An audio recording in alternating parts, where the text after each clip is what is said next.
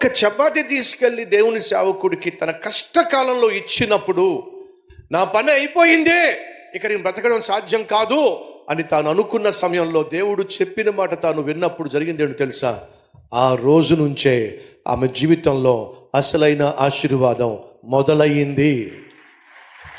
తన జీవితంలో, తన కొడుకు జీవితంలో సిసలైన అద్భుతమైన ఆశీర్వాదకరమైన ఆనందభరితమైన జీవితము అప్పుడే మొదలైంది. ఈరోజు మనలో కొంతమంది అయిపోయింది అనుకుంటున్నారు. ఆ పని అయిపోయింది.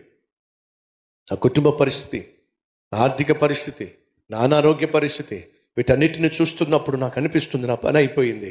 సహోదరుడు, సహోదరి, దయచేసి విను.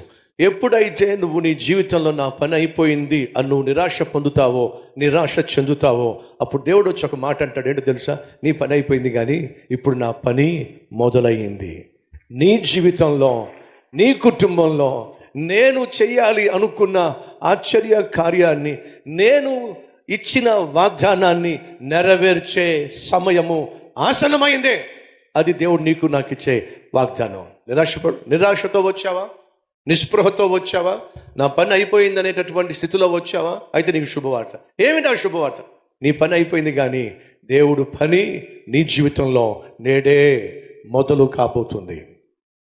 దేవుడు నీ జీవితంలో తలపెట్టినటువంటి ఆశీర్వాదాలు, తలపెట్టినటువంటి కార్యాన్ని, జరిగించాలనుకుంటున్న ఆశ్చర్య కార్యాన్ని ఆయన జరిగించబోతున్నాడు.